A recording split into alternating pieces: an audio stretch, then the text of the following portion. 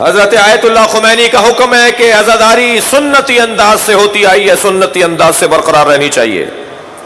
اس صدی میں ہمارے شیعہ قوم کے مرشد ہیں آیت اللہ خمینی، تشیعوں کا رنگ انہوں نے چڑھا دیا پوری دنیا پر، متعارف کروا دیا کہ شیعہ کسے کہا جاتا ہے۔ وہ شیعت جو کتابوں میں تھی اسے بازاروں تک پہنچا دیا، اسے ایوانوں تک پہنچا دیا، اسے سیاست کا حاکم بنا دیا۔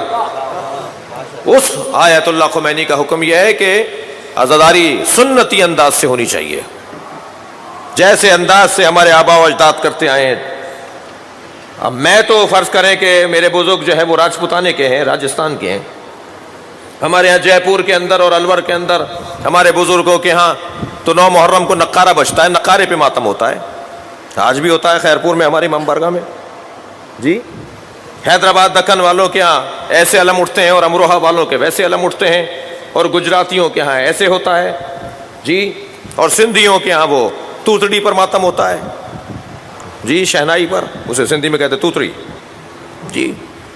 اور مثلا پنجابیوں کے ہاں اس انداز سے ماتم ہوتا ہے، اور مثلا فرض کیجئے کشمیریوں کے ہاں ایسے ماتم ہوتا ہے۔ امام خمینی فرما رہے ہیں سنتی انداز سے عزاداری کرو، جیسے تمہارے بزرگوں نے عزاداری کی ہے ویسے کرو۔ ایک قاعدہ قانون ذہن پر حاکم رہے کہ ہماری عزاداری میں کوئی چیز حرام کام کی نہ ہو، اور حرام کام کرنے کے لیے آپ مفتی ہیں کیا جو آپ بتائیں گے کہ یہ حرام ہے؟ کون بتاتا ہے حرام حلال؟ ائمہ نے بتا دیا ہے، مجتہدین تشریح کرتے ہیں۔ میں ایک اور بہت واضح سی بات کروں، کراچی کے اندر اب سے کچھ عرصے پہلے عید کے دن نماز عید پڑھنے کے بعد بعض لوگوں نے نماز عید کے بعد ماتم کیا اور کہا کہ امام حسین کا مولا علی کا 10واں ہے، ہم ماتم کریں گے۔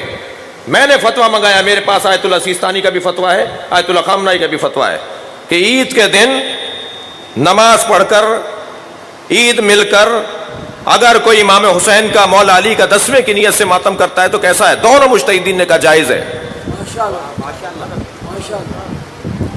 کوئی ایک طبقہ ہے جو تقلید کرتا نہیں ہے، اسے تو پوچھنا ہی نہیں ہے مجتہد سے۔ جو تم تقلید کرتے ہو تم کیوں نہیں پوچھتے؟ جو تم تقلید کرتے ہو تم کیوں نہیں پوچھتے مجتہدین سے؟ خود مجتہد کیوں ہو جاتے ہو؟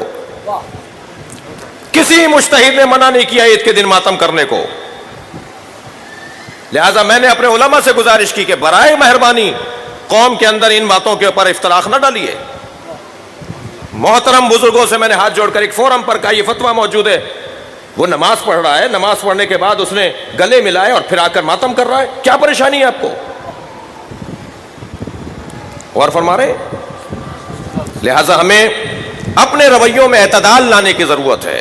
یا تو کہہ دیجئے آپ خود مجتہد ہیں، آپ خود رضی اللہ تعالیٰ عنہ ہیں جی، یا مانیے کہ آپ کسی کے مقلد ہیں، مقلد ہیں تو آپ نے پوچھا ان سے؟ نہیں عزیزان گرامی، ہمیں امام حسین کی عزاداری کو مذاق نہیں بنانا، دوسروں کے آگے مذاق نہیں بنوانا، اپنے احساسات اور جذبات کو قوم کے احساسات اور جذبات نہ بناؤ۔ ہم پابند ہیں، ہم نوکر ہیں، ہم غلام ہیں، ہم خادم ہیں، ہمارا کوئی مولا ہے یا نہیں؟ ہمارے مولا نے ہمیں کچھ بتایا یا نہیں بتایا؟ برائے مہربانی میں انتہائی مؤدبانہ اور پیار سے بات کر رہا ہوں، جس انداز سے سنتی انداز سے آپ کے اوپر چھوڑ دیا تو آپ سندھ میں جا کے لوگوں کے سر پھوڑیں گے، آپ پر چھوڑ دیا تو آپ پنجاب میں جا کے چاقو چلائیں گے، آپ پر اگر چھوڑ دیا تو آپ کراچی کے محلے محلے کے اندر سر پھوڑیں گے۔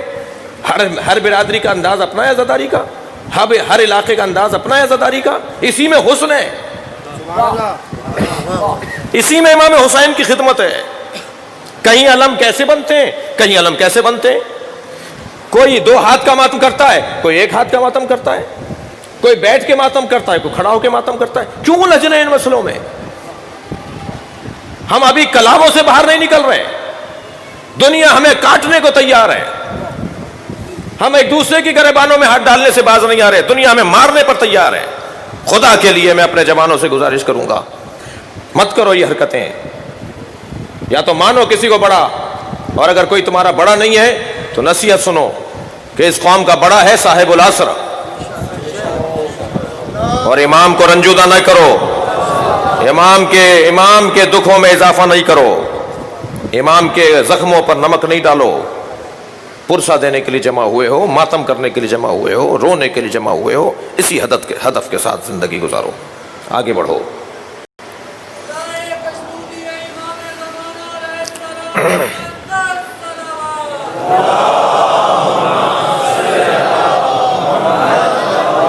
तुम्हें क्या पता, मैं अपने दोस्तों से गुजारिश कर रहा हूँ, अल्लाह करे आपको पता हो, और यकीनन पता होना चाहिए।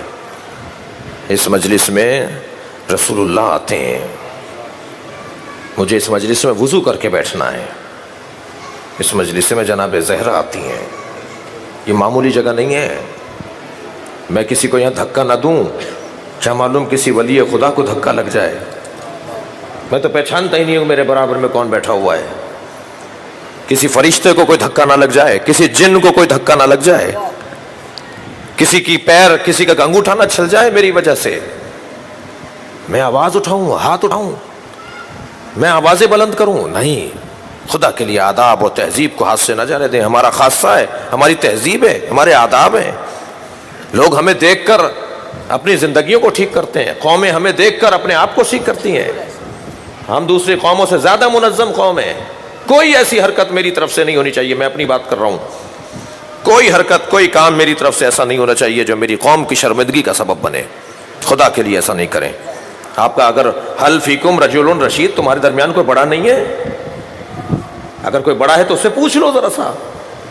और अगर हम कभी किसी चीज के हराम और हलाल की बात करते हैं तो हमारे पास कुरान से दलील होनी चाहिए, हदीस से मुस्तनद हदीस होनी चाहिए। उसके अलावा मेरे एहसासात और जज्बात कोई मयार नहीं है। मेरे ख्यालात, मेरी आरजू, मेरा ख्याल, मेरा तसव्वुर, मेरी सोच, ये कोई मयार नहीं है। मयार अगर है तो कुरान है, मयार अगर कोई है तो अहले बैत का फरमान है।